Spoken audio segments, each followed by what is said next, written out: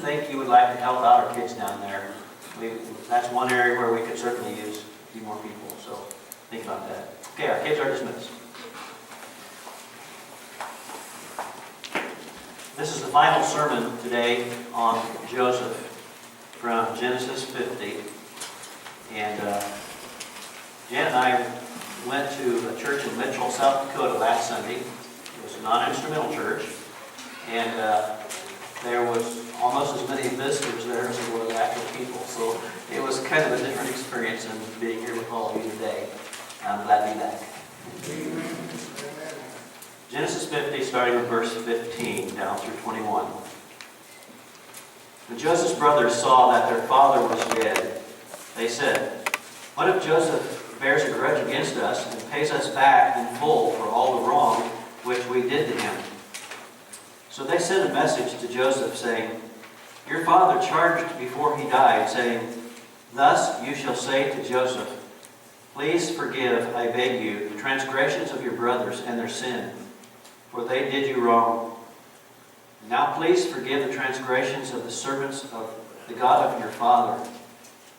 Joseph wept when they spoke to him. Then his brothers also came and fell down before him and said, Behold, we are your servants." But Joseph said to them, "Do not be afraid, for am I in God's place? As for you, you meant evil against me, but God meant it for good, in order to bring about this present result, to preserve many people alive. So therefore, do not be afraid. I will provide for you and your little ones." So he comforted them and spoke kindly to them. Joseph had been through an awful lot by this point in his life. How could Joseph possibly forgive his brothers for the ill treatment they had given to him? And maybe you have those same feelings towards someone that's really wronged you, done evil against you, taken advantage of you, really hurt you. How could you possibly forgive that person? Well, even Joseph's brothers wondered about whether Joseph was really forgiving them or not, because they didn't think it was possible. But the key to how Joseph forgave is also the key for how we forgive and how God forgave us. I don't know what you have done in your life. I don't know. I imagine all of us here have done some bad things. But you know what? God still forgave us of those bad things, because He loves us so much. Somehow, Joseph learned to repay evil with good. That's not easy, is it, to do? Someone does something bad to you, something evil to you. How do you repay evil with good?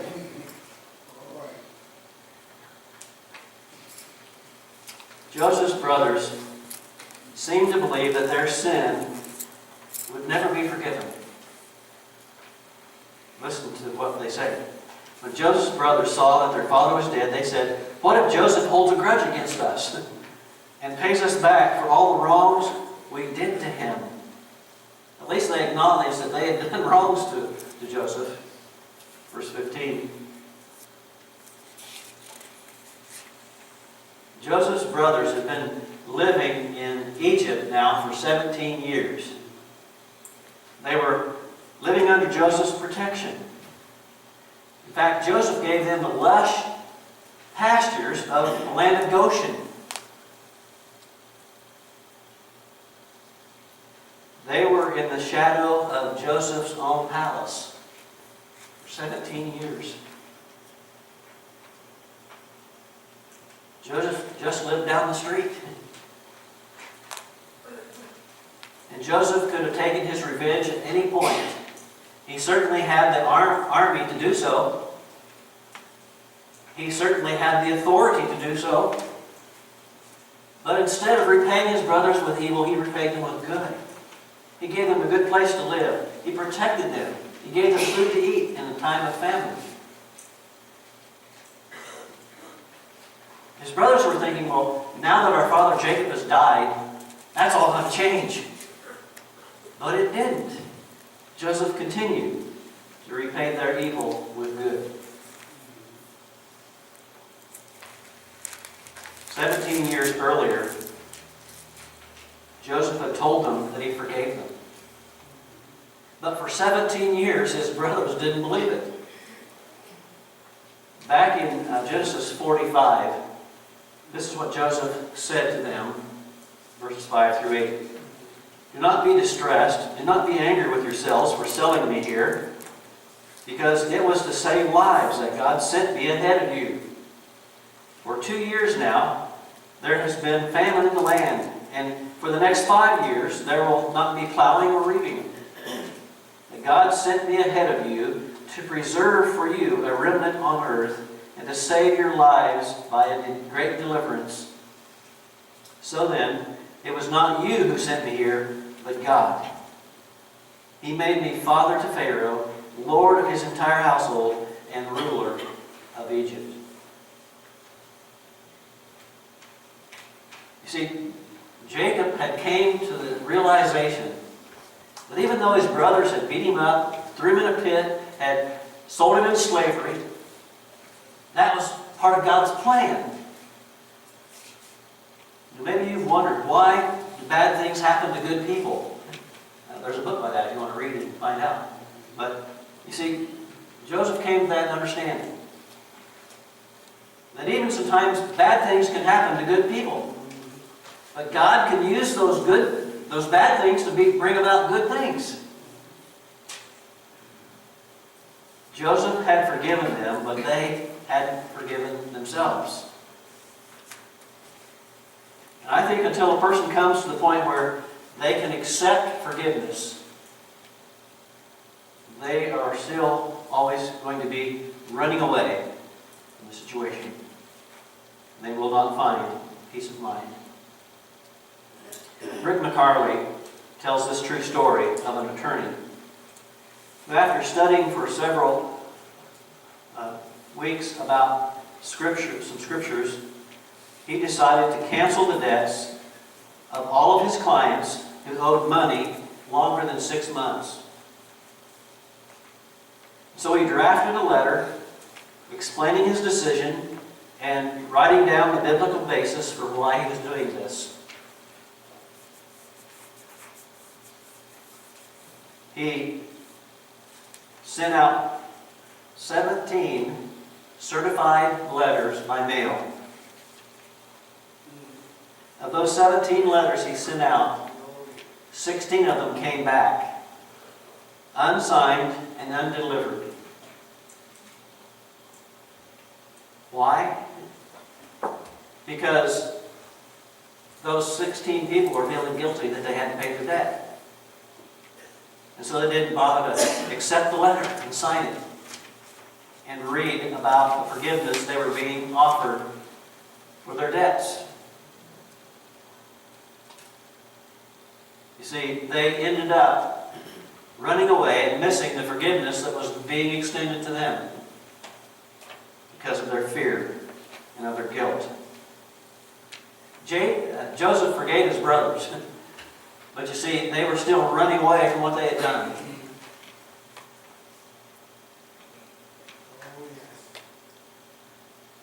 How could Joseph possibly forgive them for what they'd done to him? They couldn't figure that out.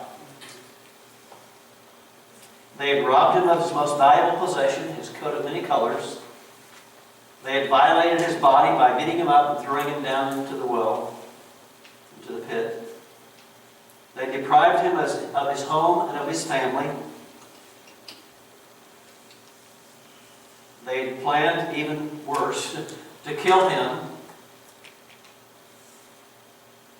And they'd sent him to a fate that possibly could be worse than death, being a slave.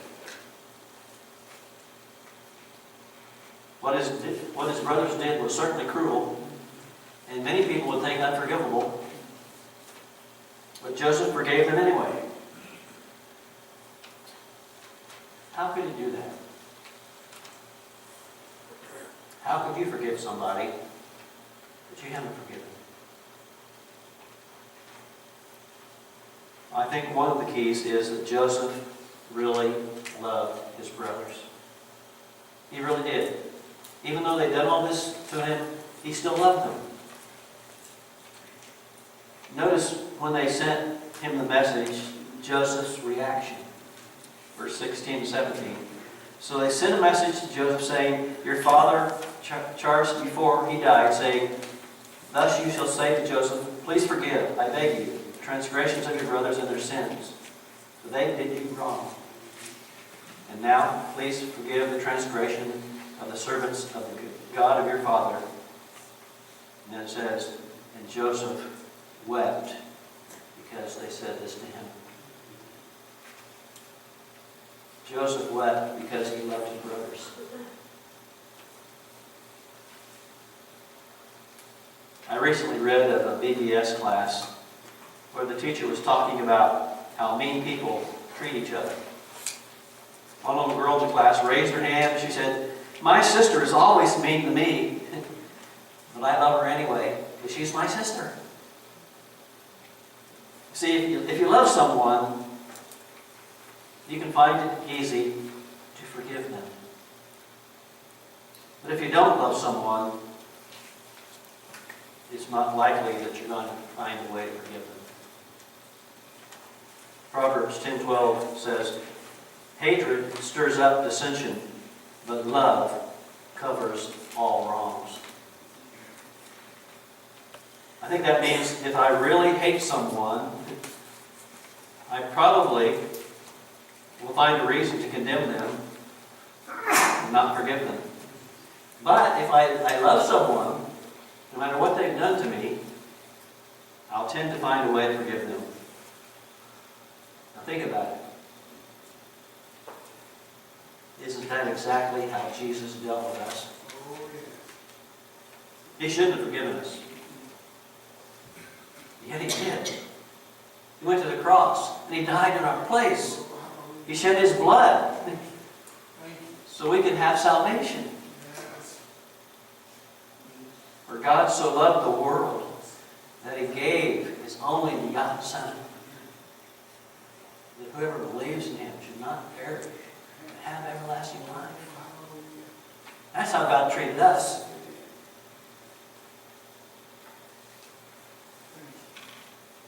You need to realize how God has forgiven you. Because that's the key to forgiving others. He showed us how. No matter what we did, he forgave it. Because he loved us so much. Now I realize that maybe somebody has really done wrong to us. We don't have to like them, but we have to love them. Jesus said so. The Bible tells us to do that. Peter writes this in 1 Peter 4:8, love each other deeply, because love covers a multitude of sins. And Ephesians 4:32 says it this way, even more powerfully, I think. Be kind and compassionate to one another. Forgive each other, just as Christ in God forgave you. Be imitators of God. Therefore, as dearly loved children, and live a life of love, just as Christ loved us and gave himself up for us as a fragrant offering and a sacrifice to God. God says, love each other. God says, forgive each other. Because that's what I did for you.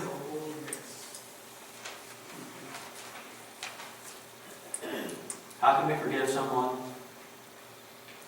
Well, Joseph trusted in a faithful God. Joseph believed the promises God had given. He even believed Romans 8:28, even though it hadn't been written yet. We know that all things work together for good. You know, even his brother selling him into slavery, he saw that ended up being something good. Because of it, he was able to save his whole family and create a great nation of Israel. down in Egypt. For we know all things work together for good to those who love God, who have been called according to His purpose. All through his 13 years of being a slave and a prisoner, Joseph always looked for God. He always depended upon God, getting through the difficult times, through the slavery, through the imprisonment. God was with him. He helped him through. 13 years is a long time. But God was with him all those years. And so finally, when Joseph got into a place of power and a position as a ruler in Egypt, second only to Pharaoh, he didn't forget how God had been with him. And he continued to be that faithful person, trusting God. Not only in the good times, but in the bad times too. That's why he could say to his brothers, in Genesis 50, verses 19 and 20, "Do not be afraid. As for you, you meant evil against me, but God meant it for good, in order to bring about this present result, to preserve many people alive."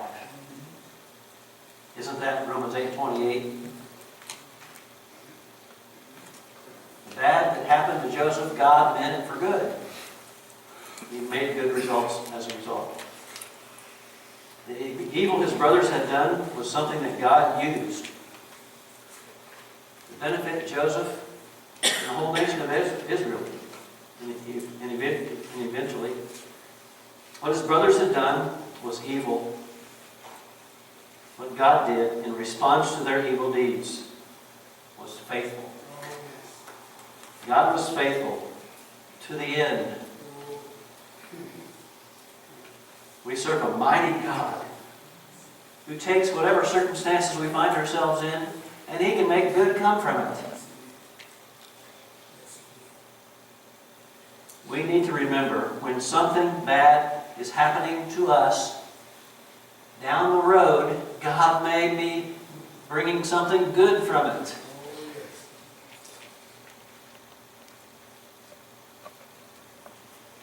Joseph's brothers could not believe that Joseph could forgive them. But until they accepted Joseph's offer of forgiveness, they would continue to be in doubt. They would have a fear of judgment, and they would still really be separated from their brother's love. Jesus has told us He wants us to forgive. He wants us to realize how much He loves us so that we can forgive others. He wants us to realize that He has removed all of our sins by what He did on the cross. He's asking us to accept that. Forgiveness is ours.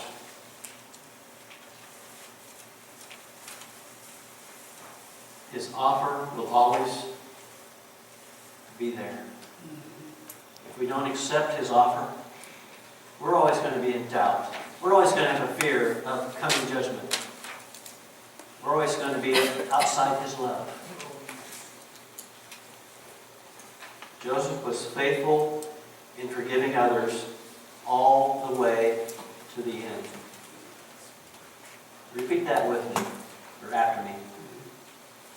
Joseph was faithful in forgiving others all the way to the end. That's what we must do too. We must forgive others all the way to the end and be faithful to the God who gave Himself to us.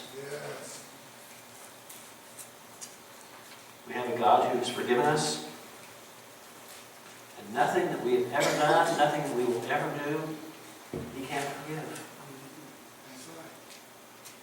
We have to come to Him. We have to repent and ask forgiveness. We have to give ourselves to Him, confessing Him, being immersed into Him, so that we might rise up and walk in that new life that's waiting for us. If you need to do that today, we invite you to come. We're going to be singing the invitation hymn. It's an opportunity for you. If you haven't already, begin that journey of being faithful